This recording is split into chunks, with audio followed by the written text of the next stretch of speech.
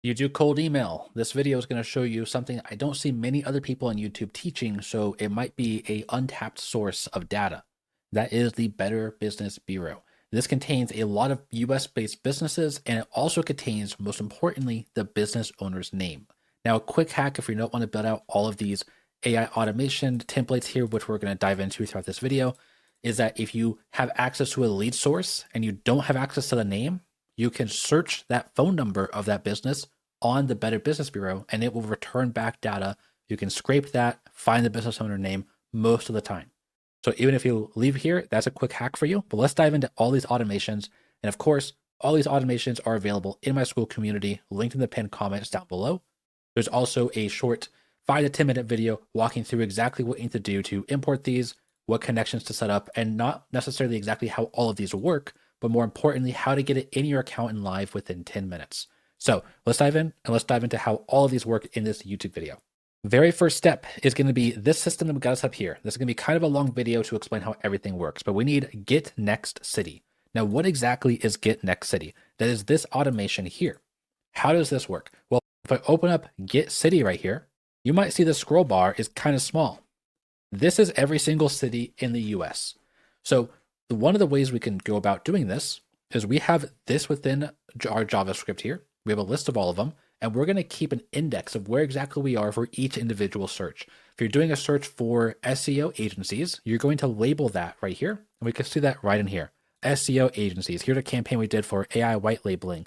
Here's a campaign I did to quickly test marketing agencies. So you can see these things here.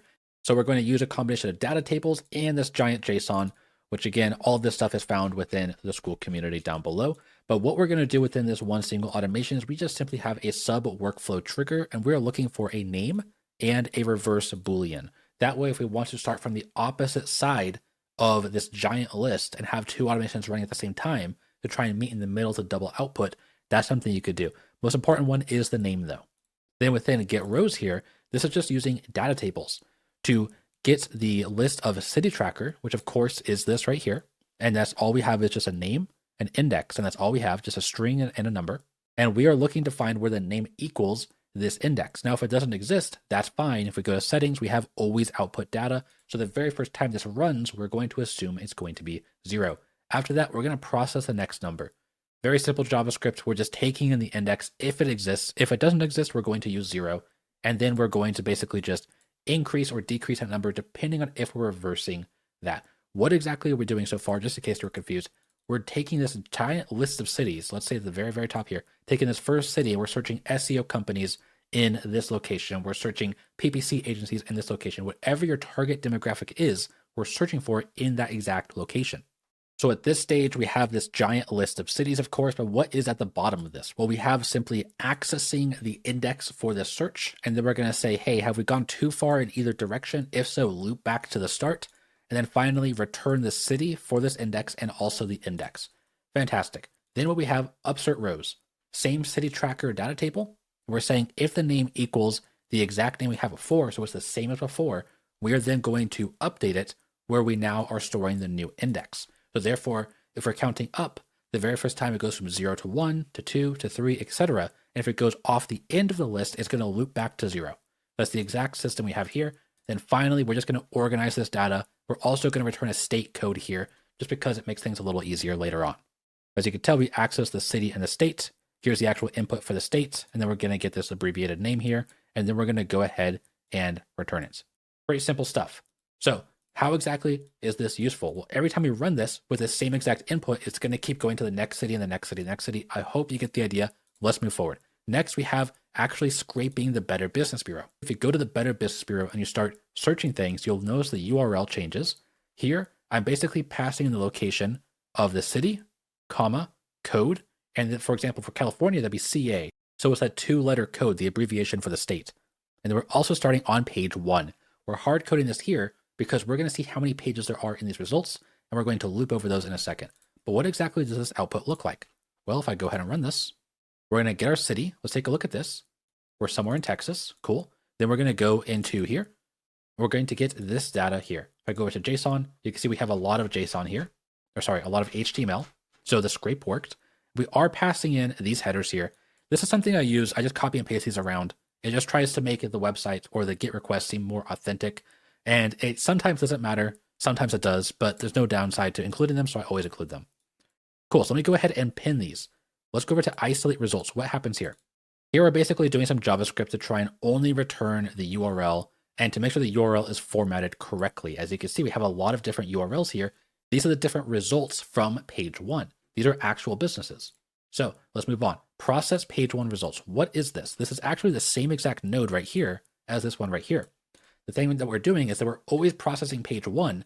Then we're going to determine the page count from JavaScript and then loop over that many times. And we're doing the loop in a really different way compared to what you might normally do if you're new to NAN, which is we're going to be running 5 plus, maybe 10 or so workflows concurrently, and you might have to increase or decrease that load amount depending on your paid plan, or if you're self-hosting, of course. So let's dive into process page one results, which is right over here. So what does this do? So just note that we're going to be running this for the entirety of page one, and then we're going to be looping over all the rest of the pages and running the same flow for each individual page.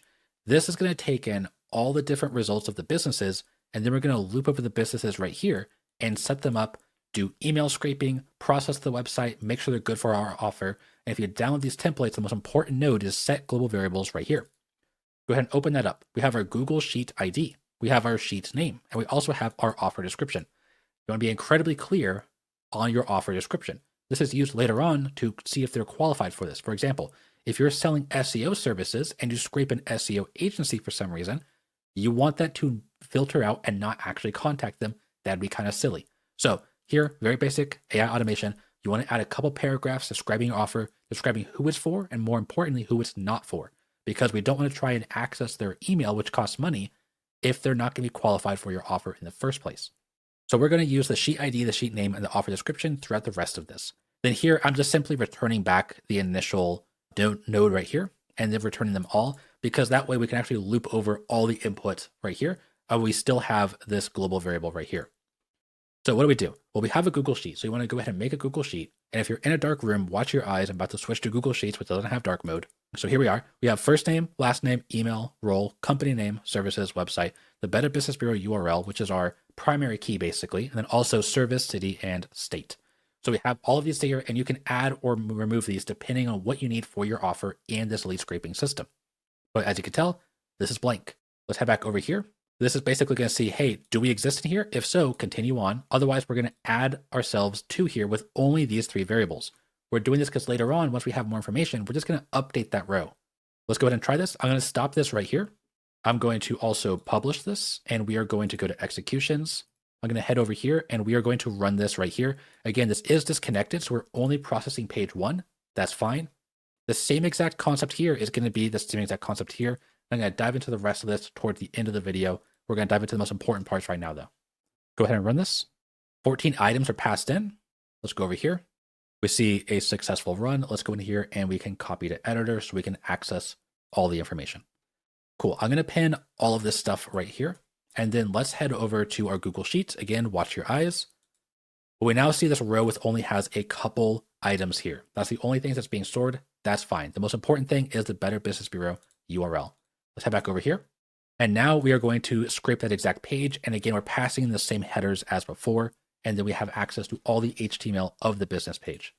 Now, if I go over to process business data and I run this, if I open this up, we have the business name, we have the website, and then we have the first and last names of the owner/operator. Super important. Why is this here? Well, if I head over to the actual website for this listing here, we have business manager, owner/operator. They're always right here within a lot of these Better Business Bureau people. Now, what I was saying at the start of the video, a quick hack for you guys, is if we take the phone number here, I copy this, and I just search like, for example, United States, and then for find, I just paste in the phone number, I search. Here we have the same exact business, one result. So you want to scrape this page, find this result, scrape this page, and then you have the business owner's name. So if you have a current pipeline that's missing the owner name for some reason, this could be the missing gap, the missing puzzle piece to fill in that pipeline. Let's go back to the main thing we're talking about. So this JavaScript here is just going to use some HTML parsing to try and find the business name, the website, and the first and last name of the business owner. Go ahead and look at this JavaScript. Again, it is in the school community if you want access to the template Let's go over here to check website status. Let me go ahead and run this. And here we have a bunch of data. As you can see, if I show the data, we have a lot of HTML. So we were able to load this website. If the website could not load, then we were just going to simply loop over using an error node. Pretty simple stuff. A lot of these websites could be old businesses that are shut down. And so we're doing some simple things here. This is kind of optional. It's up to you if you want to filter it out or not. But these usually return some amount of HTML, and I want to obviously filter them out. So I'm simply just taking the body, checking to see if any of these types of terms are in there. And if so, we're going to return a Boolean called isParked. And of course, within this next if statement, we're simply going to say, hey, is it parked? If so, continue, or if it is parked, loop back and start again to the next one. Otherwise, continue on. Then we're going to scrape the website. Here you can use whatever scraping system you want. A simple GET request is fine. I have an extra workflow here, which isn't really required at all, but I'll show you it just to be complete with everything. Basically, we're just going to clean the URL with JavaScript. We're going to ping the website. If it worked, cool. We're going to return back the markdown. There is a way to pass in the URL and then also markdown only. In this case, sometimes I just want the markdown. I just want a smaller string to pass into AI, whatever it is. There's an error. I just use an Apify actor to get it. Most of the time, this is overkill, not necessary. I use this among a lot of automations I use on my systems here. So that's why I have it as a utility, and I always reach for it whenever I do any web scraping. If you're trying to build this from scratch, you don't need to do all this. Just simply do a GET request on the Better Business Bureau websites, and it should be good to go. So as you can see, here is my markdown only. And now if I go ahead and play everything up until here, we now see a scrape website. If I open this up, we only have markdown. We don't have a lot of the HTML tags because this is much smaller. Let me go ahead and pin this. We're now going to go into our LLM. Use whichever LLM you want. I use GPT-4o for this for cost reasons. It's fast, it gets the job done. If you want a more powerful model and you want to spend more, that's up to you. System prompt is pretty simple. We're going to basically just say, hey, we're looking for this JSON, and then we're going to describe all parts of the JSON. Here's how we should normalize the name. So if their name is like Acme, LLC or something like that, we don't want to say that in our outreach. We don't want to say, hey, love Acme, LLC. It looks obviously scraped. So we want to clean it up and make it a humanized name. We also have services to list out their services, their primary service. Here is where your outreach, or here's where your offer description goes that we put in towards the start of this file. So there should be a Boolean, true or false, if this client would be good for this type of offer, if this type of outreach and offer that I'm selling. Then here's the description. Deny reason. If good for outreach is false, explain why in one sentence. I notice that when I add in a reason, even if you don't log it, it improves the quality of the output a little bit because now it has to actually think about a reason of like, hey, should this have been denied? I'm not sure. Then we're also going to extract the first and last name from the website. In the off chance it's not found within the Better Business Bureau, we want to also look at it from the website. And if we can't find the last name, that's fine. Quick hack for you guys if you're using any email finder, which we're going to use later on in the video. Just use a period or a dot as the last name. It'll satisfy there being something for the last name. And a lot of the times, if you don't have a last name in the email, it'll still find it. And if you are using an email finder, then if it doesn't find it, you don't pay anything. So it's a win-win. For the user prompt, we're passing in the business name. We're also passing in the names found. So in case we have multiple names found, and I need to correct myself back here, the first and last name was not from the website. This is directly from the Better Business Bureau. But in case we have multiple names found, it's going to return back the correct one for the business owner. Sometimes you see manager, owner, things like that. You want the highest up person. Cool, let's take a look at what this looks like. All right, let me go and pin this. And then here is the output. Here's the name, here's the offers, here's the first and last name. Good for outreach, true, awesome. Now we simply just have a check. If it's not good for outreach, we're going to loop back, go to the next lead. If it is good for outreach, we're going to continue on. Compile names, let's take a look at this one. So here we're going to take the first and last name, and we're going to compile them into an array. This is for the next part, which is an AI agent. I have made a video on this before, but I will quickly go over it. I will link the video at the top right of the screen and in the description. This is an AI agent that is directly connected to any mail finder. Let me open this up. Let's take a look at the prompt. We're just simply passing in either the chat input or the website, depending on how this was ran. We're also passing in the possible full names, which is what we had right over here. This array is being passed in to the AI agent for the names to look for when it comes to using any mail finder. Here is the system message. There is a lot here, but you can go through and look through this. Basically, what we're telling you to do is to scrape the website, look for names. If names are already provided from the user, which in this case they are, then use those first.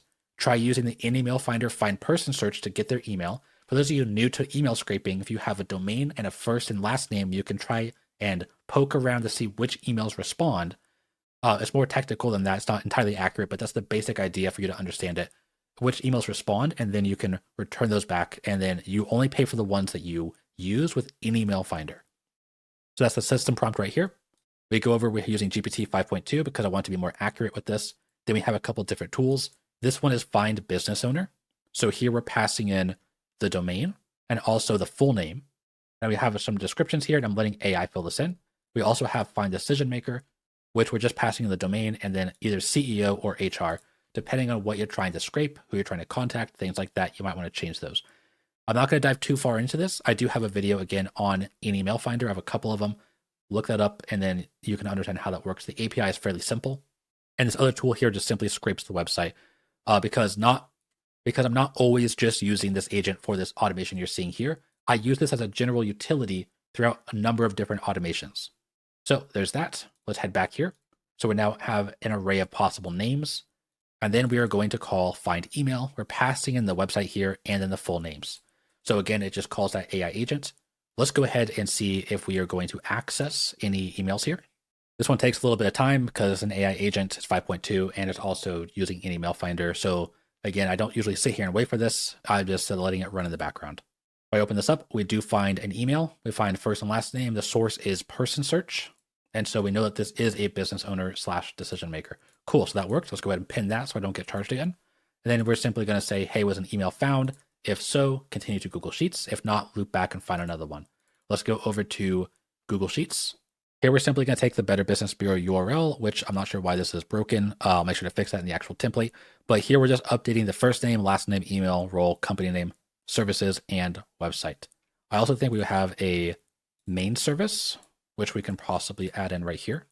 There you go, primary service. Okay, now we have access to all the data. I'm going to go back over to Google Sheets. If you're in a dark room, watch your eyes. So now I'm going to go ahead and run this. So now if I go through and I run this, it's now going to update that same row for that lead now that we have access to the email. And here we see the contact information. We see the email, the role, the company, the services. And so we have a lot of services. A lot of agencies list out a lot that they can do, practically everything. Here we see the main service here, the URL, the website, everything you need. And of course, customize the sheet to your exact liking for your exact offer. Now, of course, this is just going to continue to loop through all the leads for page one. Let's quickly jump back over here. You can kind of understand what's going to happen here. We're simply just going to get the page count. We're going to do some parsing of the HTML to get the page numbers at the bottom, going to like page 2, page 3, etc. And it's going to return an array of items. Now, in this case, we're just returning an array so we can loop over that many times. Within here, this is very similar to before. We're just scraping the Better Business Bureau. We have the location. And we're also passing a page dynamically this time, where previously we were hard coding in page 1. This time we're looping over that exact page. We look at this right here. We are now isolating the results to access the exact Better Business Bureau URLs for each business. And then from there, we're going to pass in each one it finds into here. Now, something that's important is that I have gone to the options and I have enabled or I've disabled wait for sub workflow completion. When this runs, it's going to run multiple at the same time. If you go to your executions, you'll see like 3, 4, 5 of them running at the same time in parallel. So it's going to try and loop over them at the same time. This is important that if we're doing this, to not get rate limited by a couple different things down here. Google Sheets is the primary one, but also we don't want to just like really hit like thousands of Better Business Bureau websites from one IP address. That obviously use best practices when we're doing web scraping, you don't get caught. But also when it comes to your OpenAI credits, when it comes to your in-email finder credits, you want to go at a reasonable pace. So I have a wait right here for 10 seconds. Configure this to whatever you want, but let's go ahead and try this out. Make sure everything is connected. If I go over here, make sure I publish this for all the changes. And I go to executions. Then what I could do is I can run this. Let me go ahead and pin this data here so page 1 doesn't rerun. Let's run this right here. It's going to go through and you're going to see that it waits 10 seconds and it's going to go again and go again. So if I come back over here and I refresh, we're going to see a couple different executions. As you see here, a couple of them running at the same time. Depending on how quickly it exits for that lead, you're going to see up to 5 of them, 6 of them running at the same time. And again, you want to scale this up or down depending on rate limits and depending on what plan you're on. Either way, you're going to get a bunch of emails stored directly over here into your Google Sheet. And one of the coolest things you can do is you can hook this up Oops, wrong automation. You can hook this up right here to a scheduler and run it every hour. Now you might be wondering, why do I have it as a sub workflow? Well, if you watch this video right here, it's a quick hack on how you can get nearly unlimited scheduled workflows on NAN Cloud.